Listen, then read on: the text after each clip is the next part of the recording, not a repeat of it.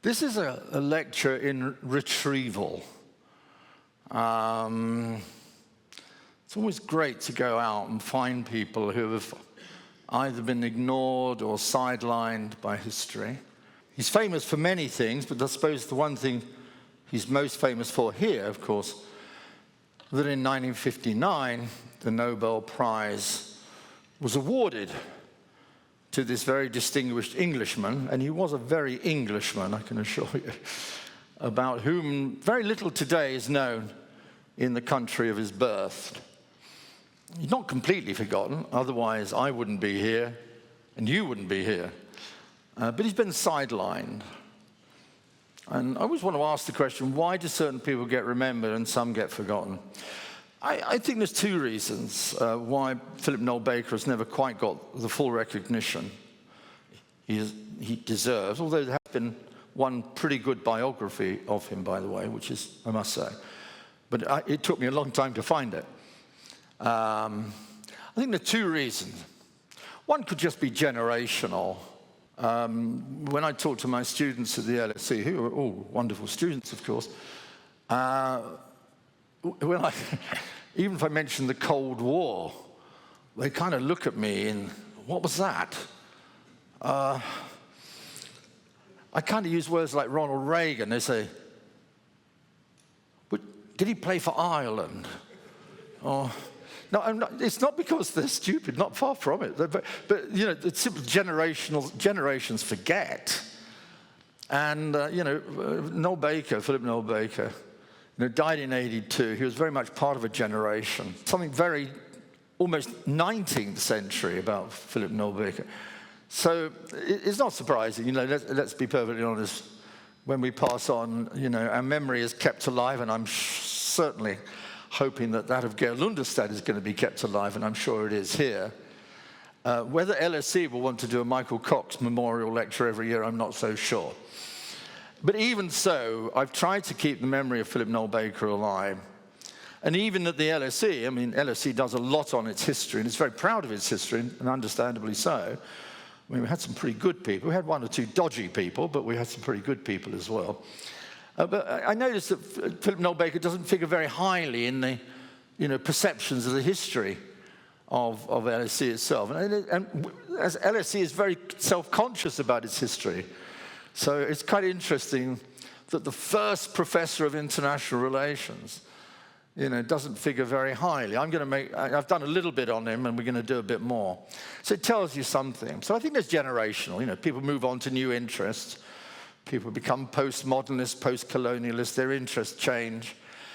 And perhaps interest in a gentleman like Philip Noel-Baker passes with the generations. There's something we've got to be. I think the more significant reason, I suspect, is because of his beliefs and his ideas.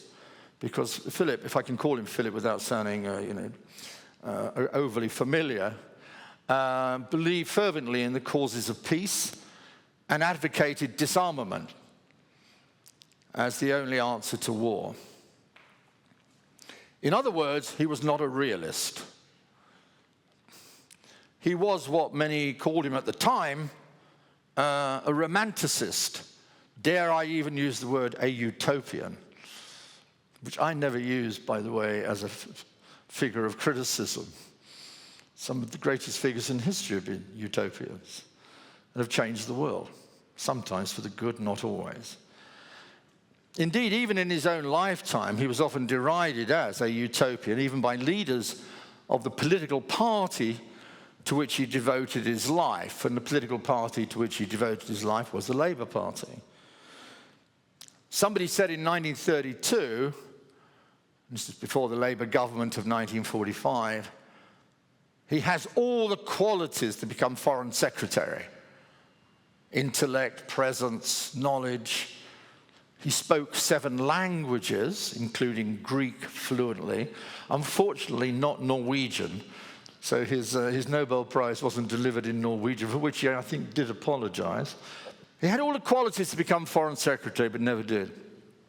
Indeed, when the great reforming Labour government of 1945 came to power, under Clement Attlee, that man that Winston Churchill said had much to be modest about, which I think was about the worst judgment Churchill ever made about somebody who changed Britain for the good, Clement Attlee, that is. He was given a series of positions, but they were always lesser positions. He was never at the very heart of the Labour government, and he was never a member of the cabinet. Equally, within my own subject of international relations, or what I call IR, for shorthand, he also receives very little attention. It's quite interesting.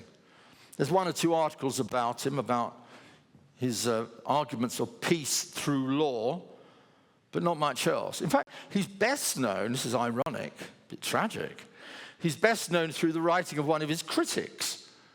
Now, again, I don't want to go too much into the interstices of IR history, but there was one very powerful writer in Britain who was an Australian. Some of the best IR writers, by the way, in Britain either come from Australia or South Africa, or from outside Britain. His name was Hedley Bull. And Hedley Bull was a very powerful figure in debates. He was an Australian. He came to London, studied at LSE, went to Oxford, later became a professor in Oxford. And Noel-Baker needed an assistant, by the way, when he was working on the book called The Arms Race, which led to the Peace Prize in '59. And Noel-Baker wanted this research assistant and appointed Hedley Bull, who's a very bright and sharp guy, very sharp. And the more and more he did research with Noel-Baker on the book called Disarmament, the more and more he disagreed with him. And then later on, he wrote an article about why he disagreed with Noel-Baker's views on disarmament. And I suspect that Noel-Baker is kept alive by the very fact that he had such a strong and pungent critic called Hedley Bull. Of course, Bull's response to Noel-Baker on the argument for disarmament was arms control. That was the opposite. No, not the opposite, but that was the alternative. You can't have generalized disarmament, as Noel-Baker was calling for, multilaterally, by the way. We live in a world, to coin a phrase from Hedley Bull, which is anarchical. The world is still, Hedley Bull was still there's a lot of realism in Hedley Bull, where he says it's an anarchical society, which means it's highly competitive. And therefore, in the real world, the idea of disarmament, to use the term again, is utopian. And only arms control can manage, the arms, particularly nuclear weapons. I don't think Hedley Bull intended to make sure that Philip Noel-Baker was forgotten, and indeed he wasn't. In fact, if you go back and look at his life and I'll talk about that in more detail in a moment, he was a very important voice. I mean, even before he arrived to deliver that speech here, not in this room, I'm told now, but to deliver the speech of accepting the Peace Prize in '59, you go back and you look and you're amazed. You keep digging up these interesting pieces of information about somebody very few people had ever heard about. Letters to Winston Churchill, discussions with Virginia Woolf, discussions with John Maynard Keynes, central figure, by the way, at the very beginning of the League of Nations. And there I've got this wonderful photograph of Philip Noel-Baker at the very first assembly meeting of the United Nations. And by the way, it wasn't held in New York. It was held in London, in the Methodist Hall. In the Methodist Hall, quite close to the Houses of Commons and Parliament. And there you have the three sitting together. Clement Attlee, Ernest Bevin, that gruff, rough and ready foreign secretary who didn't like Noel-Baker at all. And there's Noel-Baker sitting there beside them. So he was also there for the creation of the UN First Assembly in London. And he pops up everywhere. And then again, I look back, and I've now read most of these books, obviously in preparation for this talk. It's always good to prepare for a talk. Between 1926 and 1979, he wrote something of the order of 20 books, only one of which, although it was most significant, it's sure, was The Arms Race, which he published in 1958. There's one country, by the way, and I hope you'll be pleased to hear this, there's actually one country where it actually is more remembered, and that is Norway. certainly in this place. And it's a country with which he had a very special relationship. One that long time before 59, long time before writing the book on the arms race, after First World War, from his position which he held within the Foreign Office, he approached a Norwegian, who I'm sure all of you have heard of, called Fritjof Nansen, with whom he went on to work on prisoners of war, of which there are hundreds of thousands, of course, at the time, and refugees. And I'll say something more about that in a moment, because if you look through Fritjof Nansen's letters, and I've only seen some of them, not all of them, there's a lot of archive work between letters between Nansen and Philip Noel-Baker. You know, how much Baker admired Nansen, and by the way, how much Nansen realized that the great work that he did after the war on prisoners of war, refugees, not only Russian, German prisoners of war, but also in Greece and in what was going on in the disastrous disintegration of the Ottoman Empire. So there's a huge admiration they had for each other. In fact, if you read Noel Baker's own acceptance speech, and I won't go through all of it, it's actually rather long. Well, it's long, let me just say that. I thought I'd kind of give you bits of it, but I don't think that's necessary. You can go and read it easily. The speech, I think, is just as much about Nansen. It's quite amazing, as it is about Noel Baker's lifetime work on peace. I mean, he does talk about that, of course, by definition, and it is a very long and detailed speech. But he says not as much, but he says a lot about the role of Nansen. He says in the speech, Nansen was the greatest of great men. Quite a remarkable phrase. Who saved the lives of hundreds of thousands, possibly even low millions, of displaced people after World War I. The speech even ends with a reference to Nansen's famous ship, the Fram. It actually ends with forward, I'm told that's the translation, forward. Kind of optimistic. And by the way, later in 1962, after having received the prize and delivered his rather wonderful speech accepting the prize, he wrote a small booklet called Nansen's Place in World History. And also there's other little things that Noel Baker wrote about. He also looked actually a little bit about why Norway didn't become an empire. So he's looking at about some of the Norwegian settlements in North America. It was quite interesting. So, and he also wrote later on about when we come back, about the role of Norway. So, you know, he had a consistent and deep interest and an abiding affection. I'm saying that absolutely genuinely, an abiding affection for Norway. As I say, his only great regret, and he was a great linguist, by the way, was that he couldn't deliver the speech in Norwegian when he came here. So how did this, let me call him forgotten man, not forgotten by us anyway, how did he end up receiving the Peace Prize and making a speech? What was the journey he undertook which finally brought him here to Oslo, not for the first time, in 1959? And that's what I'll try and say something about. It begins in London, where his grandfather and later father, who was Canadian, they established a very successful factory in North London. I find all these details fascinating, by the way. The kind of funny thing about it was, what was the machinery they were making? It was to make cakes. So baker, baker, baker.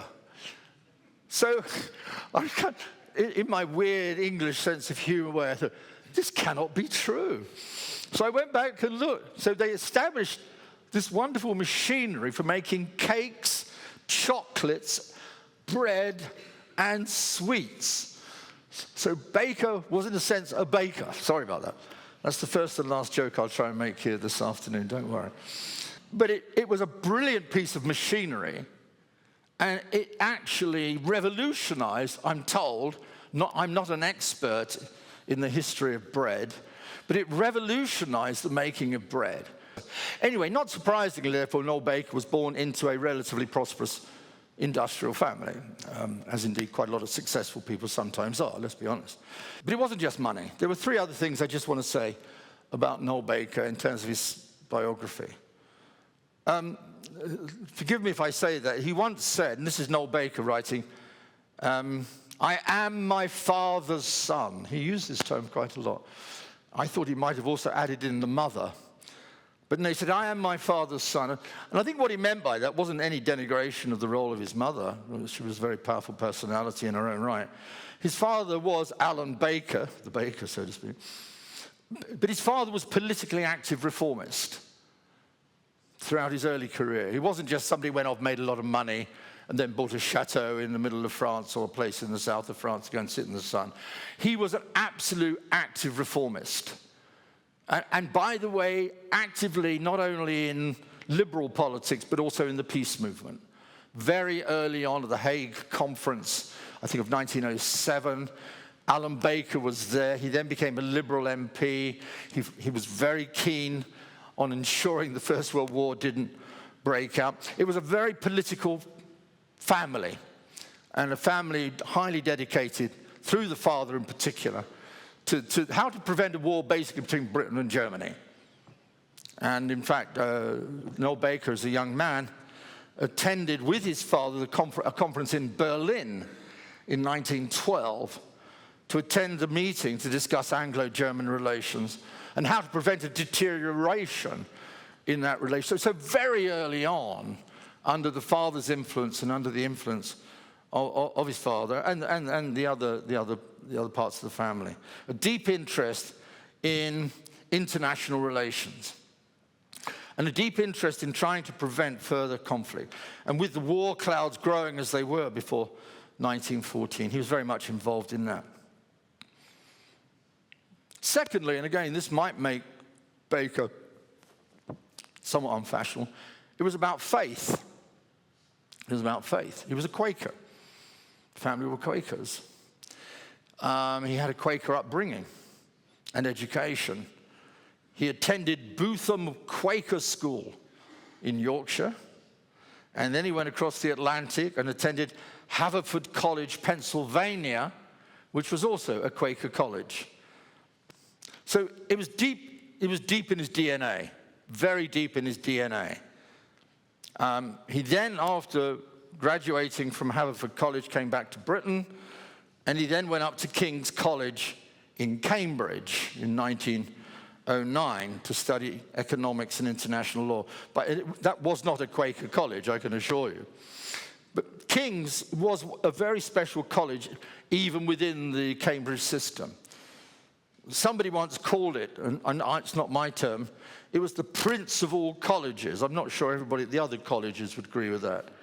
It attracted some of the best and the brightest. You won't be surprised to hear that one of its most famous sons was John Maynard Keynes, and many, many others of a certain generation, late 19th century, very critical, very open-minded, and he was very much part of that kind of society, non-conformist.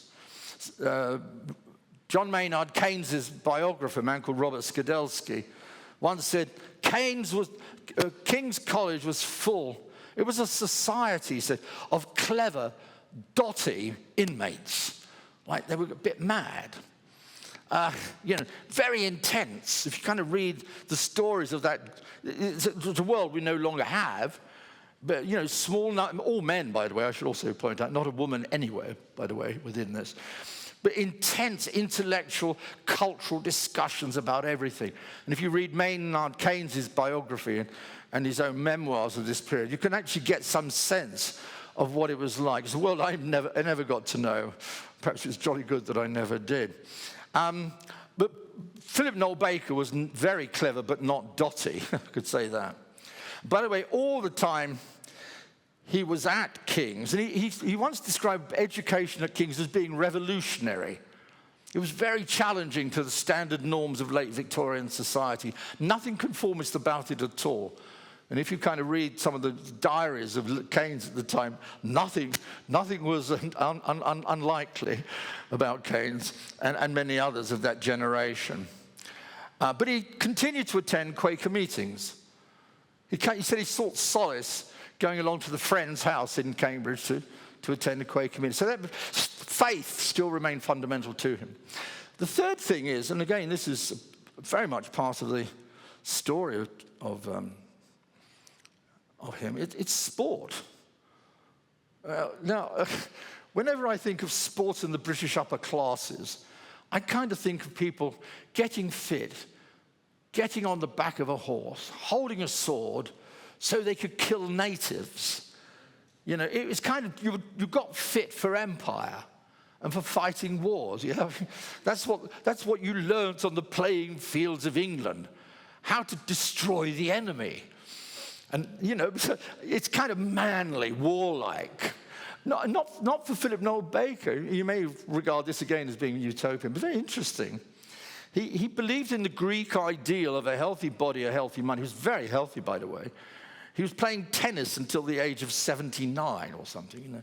He was doing ballroom dancing. I mean, he's quite a remarkable figure from that point of view. But he didn't believe it in the English schoolboy, public schoolboy sense of the manly virtues of running an empire and leading men into battle. Quote from Philip Noel-Baker, "Take it or leave it. Sport and physical education have been an active civilizing force in the 20th century.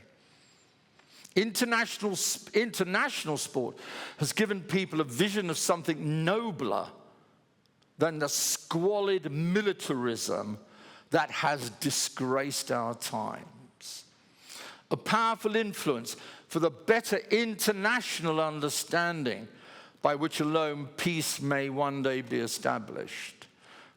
He also believed in the power of sport organized through the Olympics, of bringing nations together.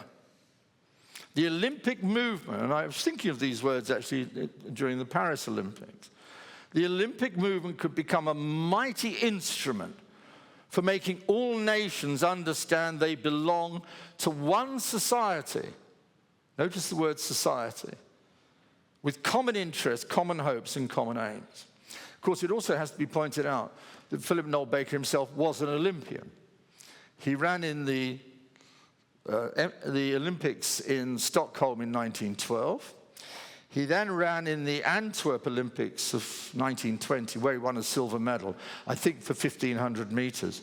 And for those of you who have seen the wonderful film Chariots of Fire, about the 1924 Olympics in Paris, which is a fantastic film about Harold Abrahams and a wonderful Scotsman who went off to China to become a preacher. Actually, it is Philip Noel Brown holding the flag at the front because he's the captain of the Olympics team. Obviously, he didn't appear in the film, you know, because the film was made much later. So he believed in and by the way, he was one of the main organizers of the London Olympics in 1948. But he genuinely believed this was not just about competition, it was about nations coming together. And so this ran through his whole life, by the way. But what really changed his life, to move on quickly, because I find some of these details actually fascinating, but I don't want to go on for too long, though, of course, was World War I. That's for everybody. Key influence in two ways. What caused it? And this obviously in the end led him to a view of the origin of World War I embedded in the arms race. And that's something we could talk about. Could it have been avoided? He clearly believed it could have been. Nothing inevitable about it. He wasn't a Leninist.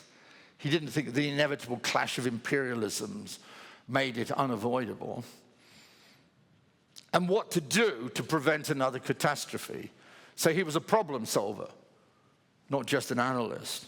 And the answer, clear to him and others, was to create a new world order in which states, small and large, medium and otherwise, did not seek security through alliances and the building up of arms.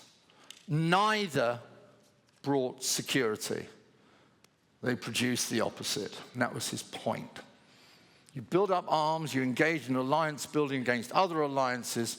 Does that make you secure? You think so, but it produces the opposite. The League of Nations, therefore, was the instrument, of course, at that time, to realize these great goals. As a Quaker, he could not take up arms during the war, but he believed in the Allied cause. And he, with his father, again, established an ambulance service both on the Western Front and later in Italy. And he wasn't looking for medals, but he was awarded 3 medals for active and brave service during, and it was a very dangerous job, by the way, working in the ambulance services, whether on the western, eastern, or southern front. Anyway, to move the story on very quickly, in 1918, the very young man was recruited by Lord Robert Cecil, working in the Foreign Office, dealing with the League. In 1919, he attended the Paris peace talks, and in 1920, he came to Oslo to persuade Nansen to become one of the high commissioners of the League dealing with refugees and prisoners of war. He thought it would be a short meeting. It took 7 hours. Nansen wanted every detail he could get out of this young Englishman. In 1924, he moved to the LSE for 5 years, where he was appointed the first chair of international relations. He did a lot of teaching. A lot of professors like to get out of teaching. He liked doing it. And at the same time, he published 4 books, one called Disarmament and the other one on the League of Nations at Work. He then becomes very active in the Labour Party. He becomes a Labour MP for about 31 years, first in Coventry and then in Derby. But all the time, throughout his period, he's fighting for the League. He's fighting for disarmament. And this doesn't always make him popular, certainly not on the Conservative side, and even inside the Labour Party itself, where there was a hard wing of the Labour Party, which kind of took the view, well, come on, in a dangerous world, the last thing on earth you should be doing is disarming. And there were many debates within the peace movement, by the way, throughout the 1930s, which are very well worth looking at again. And they have a lot of relevance for today, I think, as well. Anyway, as we know, the gathering storm ended with 1939. And again, Noel-Baker didn't think you could avoid dealing with aggression. You know, he wasn't saying, well, let's just give up. He wasn't what they call a conscientious objector. During the war, he plays a very active role. He does a lot of broadcasting Greek. The reason he does this is because his wife owns a small island and an estate in Greece. He has a long historical relationship with Greece. I was talking to some Greek friends about him and said, oh, Noel-Baker.